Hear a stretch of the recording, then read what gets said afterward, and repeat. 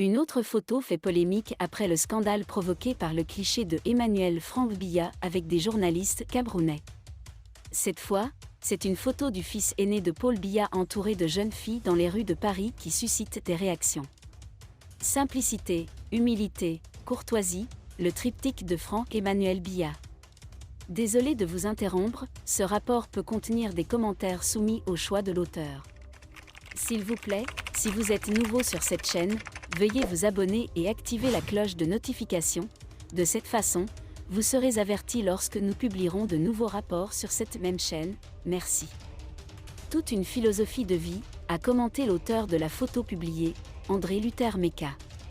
Mais les détracteurs du régime de Yaoundé ne l'ont pas entendu de cette oreille. Des internautes ont exprimé leur désaccord dans les commentaires. Vraiment ? Et l'affaire du vol pétrolier au Tchad, rappelle un internaute qui évoque l'affaire Savannah Energy. Un autre soupir en disant, le positionnement. Foutaise, le Cameroun n'est pas un royaume, lance Alex Nyepi, ancien membre du mouvement pour la renaissance du Cameroun, MRC. Sa réaction se comprend un peu. Ça chauffe à la Fekafou, Henri Njalak en menacé d'exclusion du COMEX. Henri Njalak pourrait être écarté du comité exécutif de la Fédération camerounaise de football. Depuis qu'il a soutenu le capitaine Feutsche, ancien proche de Samuel Eto'o, tout va mal pour lui. Son club en a d'ailleurs fait les frais.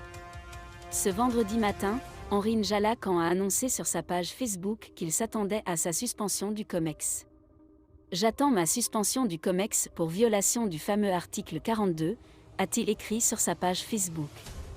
Quelques heures plus tôt, il traitait ouvertement Samuel Eto'o de personnalité la plus corrompue et la plus dangereuse du football mondial.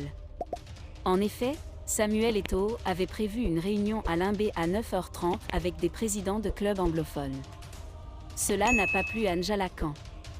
La personnalité la plus corrompue et la plus dangereuse du football mondial est attendue à Limbé à 9h30 pour la rencontre la plus dangereuse de l'histoire du football.